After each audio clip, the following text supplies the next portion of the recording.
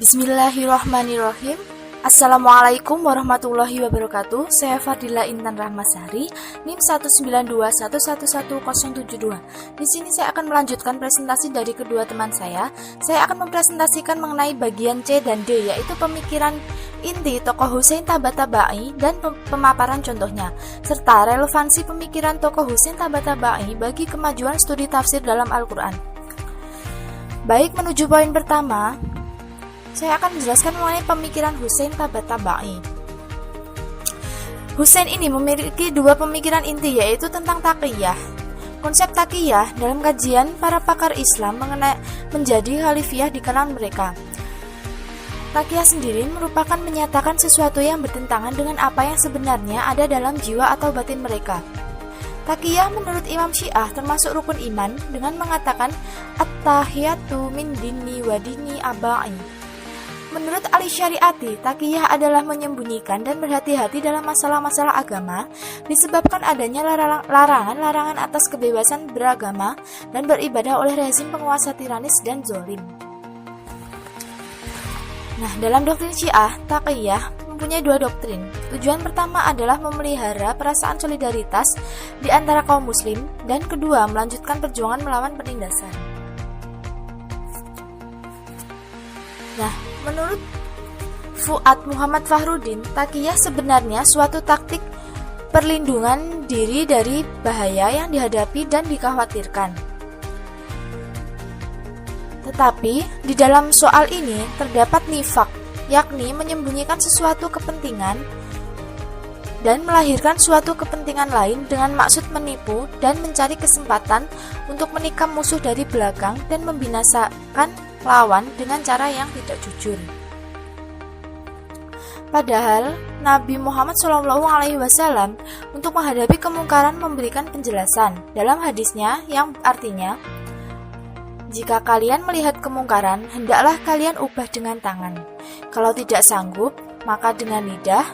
Kalaupun tidak sanggup juga, maka dengan hati.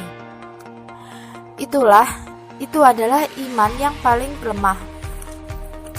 Nah, dalam konteks ini, Hamka mendukung konsep taqiyah. Bahkan, ia membelanya dengan mengatakan bahwa orang yang tidak memahami ajaran Islam menyamakan setiap sikap taqiyah dengan munafik.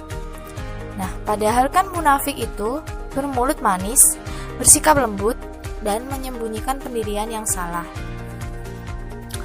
Kemudian, tokoh Hamka mengatakan, taqiyah bukanlah sikap lemah dari sikap Islam terhadap musuh, tetapi taqiyah sendiri merupakan siasat yang terencana.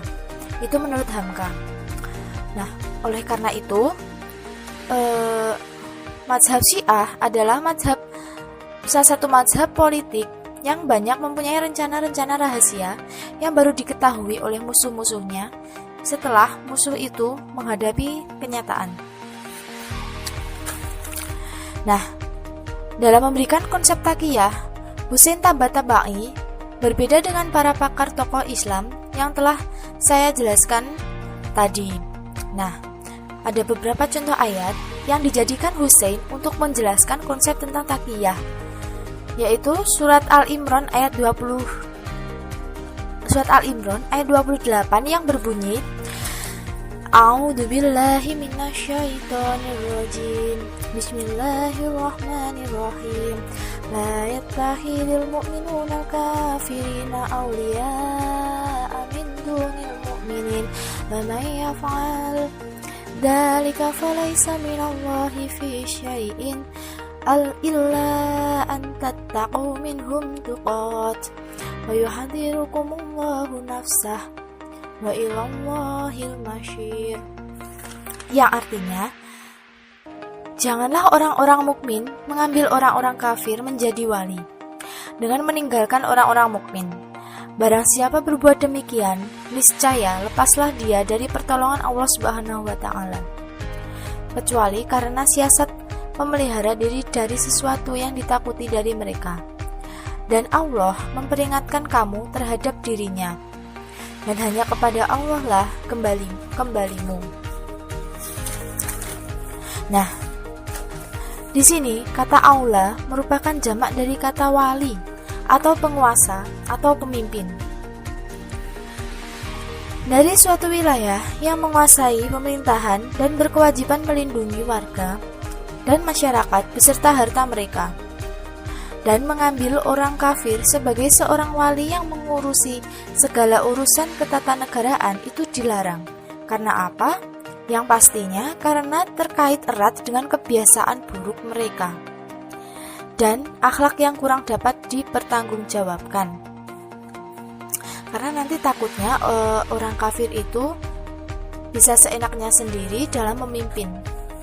Nah, selain itu terdapat pula pernyataan Allah Subhanahu wa Ta'ala di dalam surat Al-Mumtahanah ayat 1 yang berbunyi, A'udzubillahi minasyaitonirrajim. Bismillahirrahmanirrahim.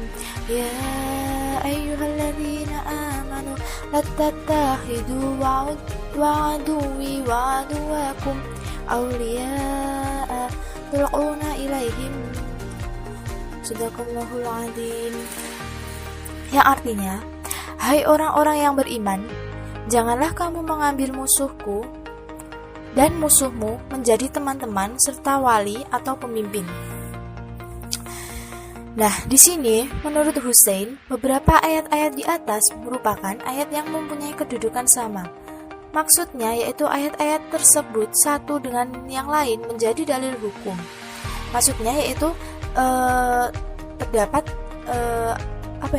terdapat ilat yang memperkuat satu sama lain.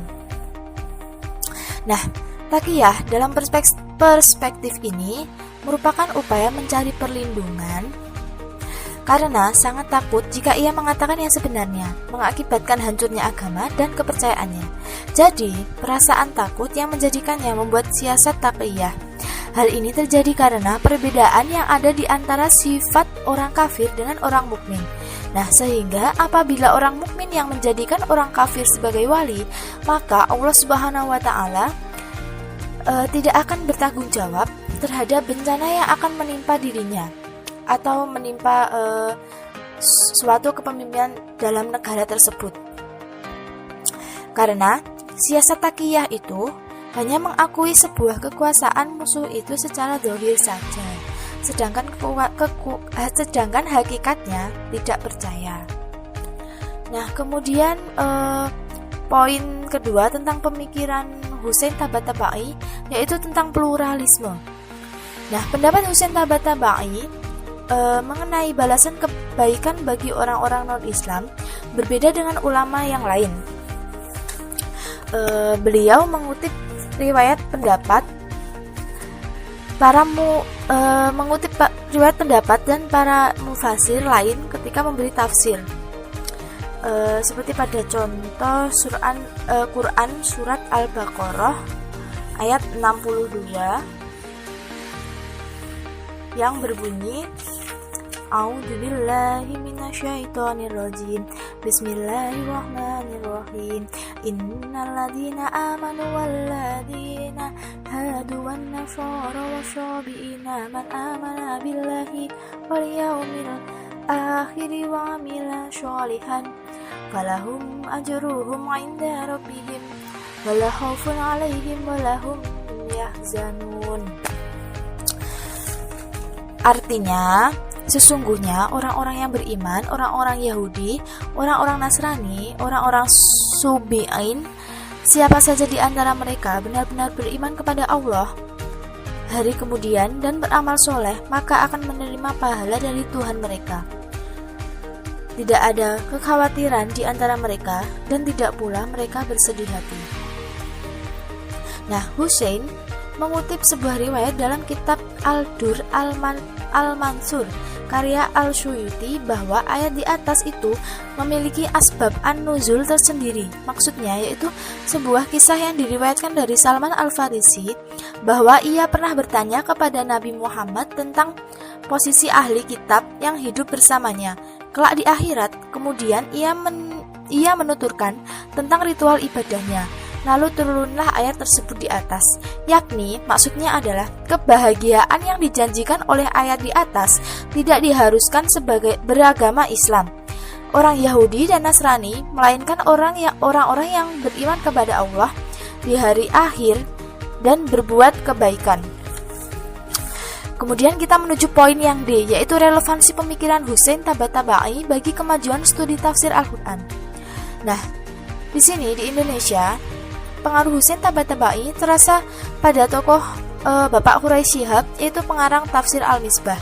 Hal ini menjadi kontroversial karena apa? Karena sebab Husain merupakan tokoh Syiah yang memiliki perbedaan mendalam dengan ajaran Sunni.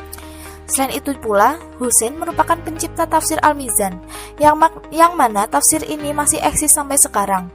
Karya tafsir ini tidak bisa dilepaskan dari pemikiran yang bercorak filosofis. Beliau mengklasifikasi ayat-ayat sesuai topiknya, kemudian melakukan pembahasan secara kelompok juga.